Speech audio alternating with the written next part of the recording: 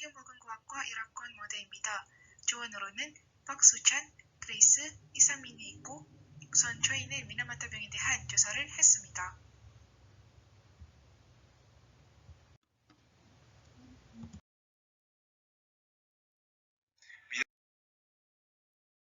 중독으로 인한 각종 신경학적 징후를 특징으로 하는 증후군입니다. 어류를 먹은 주민들에게서 집단적으로 발생하여 1956년 일본의 구마모토현 미나미토시에서 메탈 수은이 포함된 각종 해산물을 먹은 주민들에게서 발견된 질병입니다. 유기수은 중독의 증상으로 인한 신경계통에서 뚜렷한 증상이 발현되고 사지, 혀, 입술의 떨림, 혼동 등의 증상이 나타납니다. 감정의 변화는 무기력, 피로 등으로 시작하여 심할 경우 우울증으로 번진답니다. 이 병의 특이점은 전염병인데도 불구하고 멘탈적으로 우울증이 심해진다는 것이 특징입니다. 미나미타병의 원인은 화학 공장에서 방출된 유기수은 회사가 화학 공장에서 유기수은을 방출해서 하천을 타고 주민들의 동네로 퍼져서 주민들에게 영향을 끼친 것으로 밝혀졌습니다. 유기수은의 특징은 유기수은 화합물은 무기수은에 비해 혈액중에서 안정되고 뇌 속까지 침투하기 쉽습니다. 미나미타시 근처의 화학공장에서 방류된 수은이 하천을 오염시키고 하천을 중심으로 한 마을의 주민들과 동물들이 수은 중독이 되어 발작을 일으키며 사회적으로 문제가 되었습니다. 결국 이 수은 중독 현상은 공식 명칭으로 미나미타병이란 질병이 되어서 많은 피해를 주어 일본의 4대 공해병으로 취급되고 있습니다. 미나미타병의 또 다른 특이점은 수은 중독이라는 것입니다. 인간이 편의를 위해서 화학공장을 돌리고 화학공장에서 방출된 수은이 다시 인간에게 돌아와 편의를 제공하는 것이 아닌 전염병을 제공을 하여 인간을 더 불행하게 몰아넣었습니다. 이에 일본은 즉각 대응을 하여 화학공장을 철수화시키고 병을 바로바로 확인한 것이 아니라 시간이 흘러 주민들의 증상이 악화되고 수은 중독으로 많은 사람들에게 전파가 되었을 때쯤 일본의 정부는 이것을 알아채고 조치를 취하였습니다. 여기서 알아야 할 점은 정부는 국민들의 건강에 신경을 써야 한다는 것이고, 둘째로 화학공장이나 인간에게 해로운 물질을 방출시키는 공장을 하천 주변이나 다른 주민들에게 피해가 되지 않는 위치를 찾아서 공장 허가를 내야 된다는 것입니다. 이 미나미타병에 걸린 사람들은 치료가 된다고 하더라도 전염병이 멘탈을 공격하기 때문에 추후로 병이 완전히 치료되지 않았습니다. 이상 이상민이었습니다.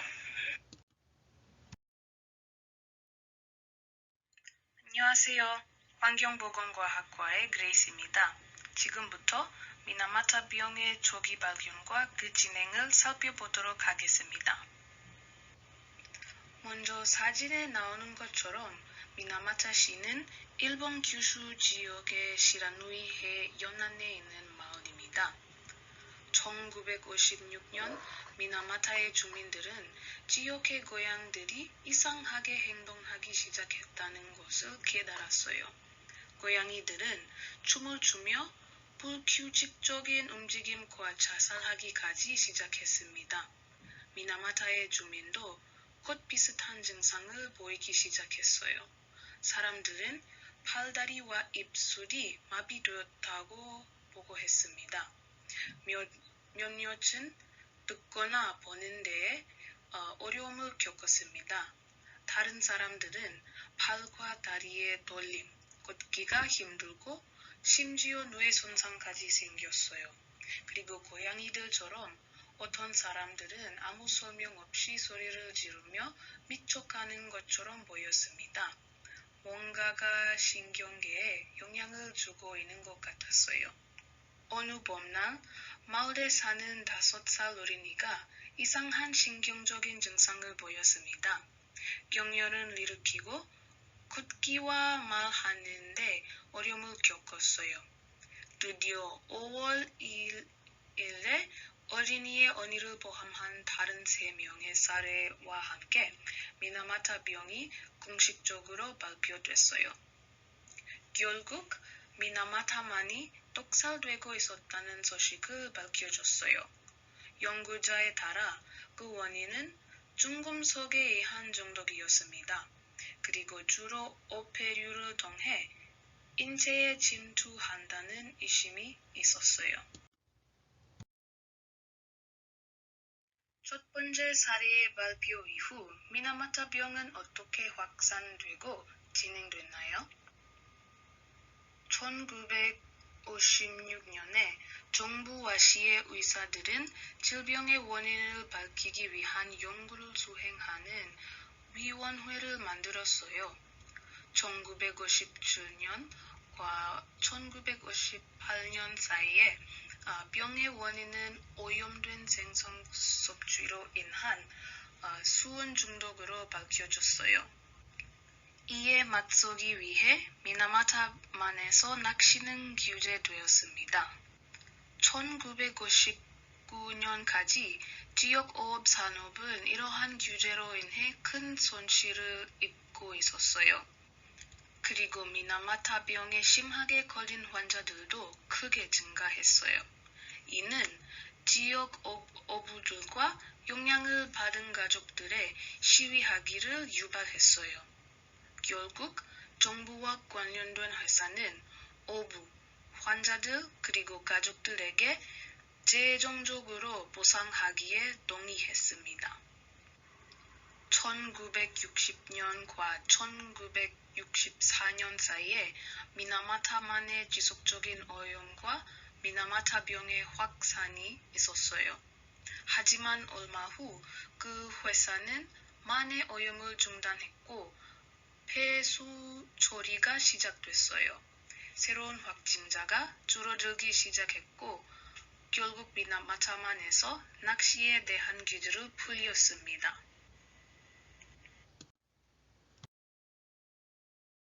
미나마타 병은 1965년에 니가타현 아가노 강둑을 따라 다시 발생했습니다. 이번에 오염시키고 있던 공장은 미나마타의 공장과 마찬가지로 수은 촉배 화학 과정을 사용했어요. 이런 사례들이 일본 전역에서 시작된 환경인식에 더욱 기여했으며 1966년부터 1968년까지 일본에서 수은 촉매를 사용하는 아세트알데하이드 생산을 중단시켰습니다. 그 이후 몇 년 동안 그러한 오염과 싸우기 위해 환경보호법들을 도입됐어요. 예를 들면 수질오염법과 국가환경청도 설립됐어요. 현재까지 미나마타 병의 진행과 그 역학이 문서로 기록됐어요. 미나마타 병으로 고통받는 사람들을 기억하기 위해 기념물들을 만들었어요. 음악, 예술과 같은 대중문화에서 미나마타 병에 대한 언급을 볼 수 있어서 오염에 대한 환경의식에 더욱 기여했습니다. 안녕하세요. 제 이름은 오나라고 합니다. 미나마타에서 사는 고양이들이 미친 듯이 발작하다 바닷물에 빠져 죽은 현상이 일어난 후에 사람들도 몸과 정신이 이상해지기 시작했습니다. 그때 사람들은 팔다리의 마비와 털림, 마른 해짐, 시야 협착, 의식불명 상태에 빠지고 말을 제대로 하지 못하고 귀가 잘 안 들리고 운동계통이 제대로 발달하지 못하는 등의 증상을 겪었습니다. 하지만 심한 환자들은 말병해서 한 달 만에 죽은 기록도 있습니다. 앞에서 말했듯이 미나마타에서 사는 주민과 고양이들은 물고기와 어패류를 많이 먹었습니다. 그래서 연구자들은 미나마타 병은 공장 배수물에 섞인 메틸수은에 오염된 어패류를 많이 먹음으로써 생기는 메틸수은 중독이라는 가설을 세웠습니다.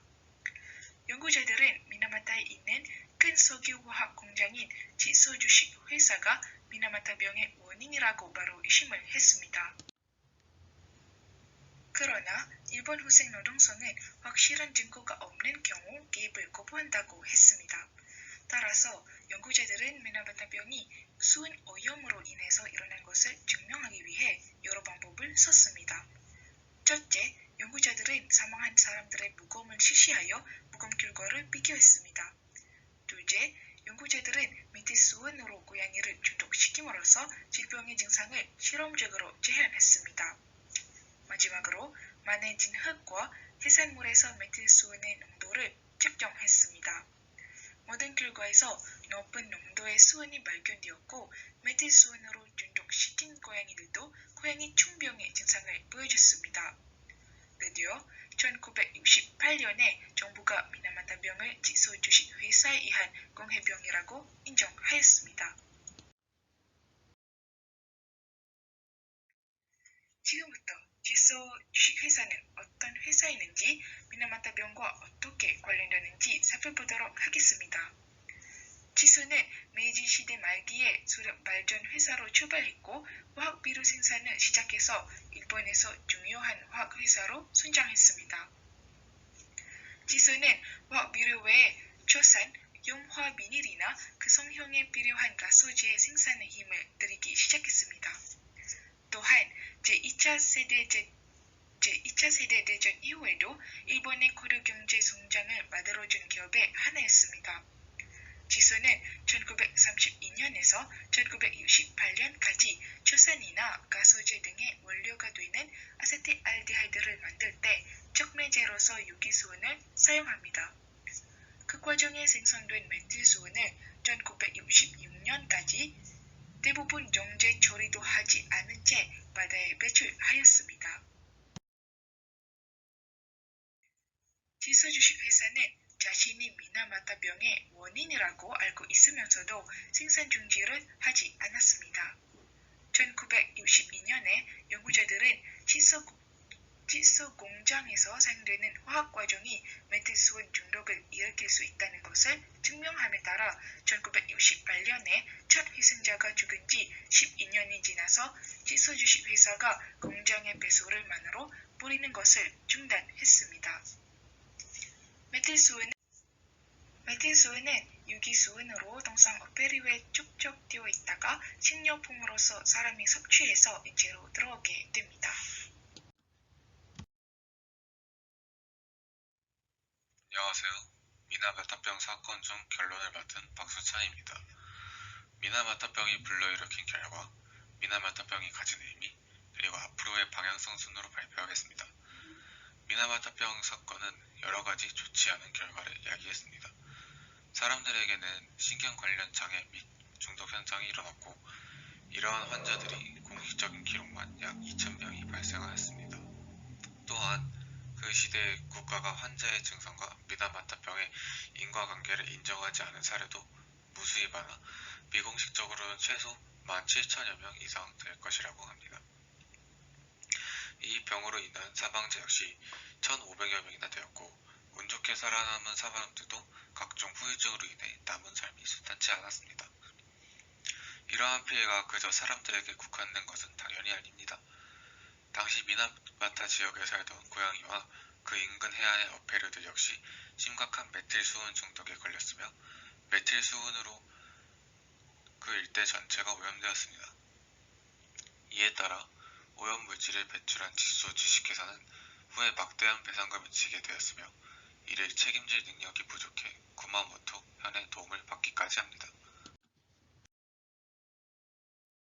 일본에서는 미나마타병에 대한 피해를 복구하기 위해 미나마타반의 일부를 매립하였으며 지속적으로 인근 해안의 수은 함량을 조사하였습니다.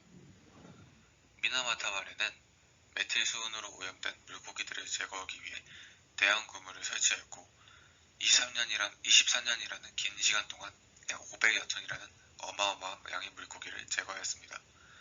다음 사진 자료를 보시면 에코파크 미나마타라고 표기되어 있는 곳이 있습니다. 바로 이곳이 14년 동안의 매립을 통해 미나마타반을 복구한 곳입니다. 미나마타병이 가지는 의미를 살펴보겠습니다. 미나마타병은 그 자체로 다양한 의미를 가지고 있습니다. 우선 미나마타병은 일본에서 환경과 관련된 커다란 사건인과 동시에 많은 인명피해를 불러온 비극적인 사건입니다. 앞서 언급했듯 많은 환자와 사망자가 발생하였고 해양오염 등의 환경오염도 심각하게 발생한 사건입니다. 미나마타병 사건은 일반적으로 발생하는 병원체에 의한 질병이 아닌 금속 축적에 의한 질병이었다는 점에서 다른 병들과 차이점이 있습니다. 현재에도 유명한 유럽의 패스트와 전 세계적인 질병이었던 천연두, 현대에서의 에볼라 바이러스와 메르스, 그리고 오늘날의 코로나까지 세계에서 일어난 병 관련 사건은 병원체에 의한 것이 정말 많습니다. 하지만 미나마타병은 이러한 대형 사건 중 금속물질 중독에 관한 사건으로서의 의의를 가집니다. 미나마타병 사건은 또한 역사의 본보기가 되었습니다.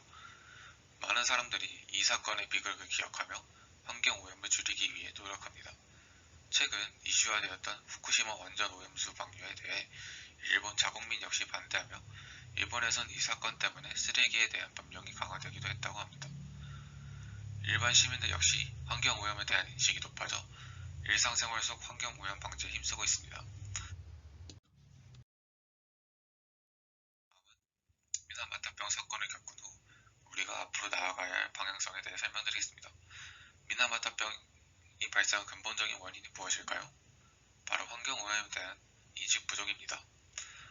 환경오염에 대한 인식이 부족한 회사가 아무 대책 없이 오염물질을 배출하니 그 피해는 클 수밖에 없었던 겁니다. 따라서 우리는 이 사건에 대해서 환경오염에 대한 지속적인 관심이 필요하다는 것을 배울 수 있습니다. 환경오염에 대한 관심이 일시적이면 안 됩니다. 미나마타병을 복구하기 위해 일본 정부가 오랜 기간 공들여 왔던 것처럼 끊임없는 관심만이 우리 곁의 환경을 보호하는 길일 것입니다. 최근 우리는 안전불감증이라는 말을 많이 듣습니다. 물리적, 화학적 불안 요소들에 대한 위험한 감정을 느끼는 것이 부족하다는 것인데요. 미나마타병 사건을 통해 중금속에 대한 완전 의식을 높일 수 있습니다. 평소에 잘 신경 쓰지 않았던 중금속에 대하여 적게 섭취하고 많이 배출하는 식습관을 형성하여 대비하면 더 건강한 삶을 살 수 있을 것입니다. 미나마타병과 같은 사건은 앞으로 수도 없이 많이 일어날 것입니다. 아무리 인간이 환경에 대해 관심을 가진다 한들 어쩔 수 없이 발생하는 빈틈은 막기 어렵습니다. 미나마타병의 경우 공식적인 환자에 한해서 치료와 배상이 이루어진 사건입니다. 예전부터 심지어는 최근까지도 이러한 피해를 입은 피해자들에게 보상 및 치료가 제대로 이루어지지 않는 경우가 허다합니다. 이 사건처럼 비슷한 문제는 또다시 발생하게 될 것이고 그에 대해 우리가 할 수 있는 것은 제대로 된 배상을 하는 것입니다. 세계 각국에서는 다양한 화학물질로 다양한 제품을 만들고 신제품을 연구하고 있습니다. 이러한 발전은 정말 좋으나 이 사건을 선례로 삼아 화학물질 배출 시에 꼼꼼한 처리 과정을 거치고 환경에 문제가 없게 배출해야 할 것입니다. 역사를 잊은 민족에게 미래는 없다라고 하였습니다. 앞서 발생한 사건에서 교훈을 얻어도 이러한 사태를 최대한 경계하고 예방해야 할 것입니다. 이상입니다. 감사합니다.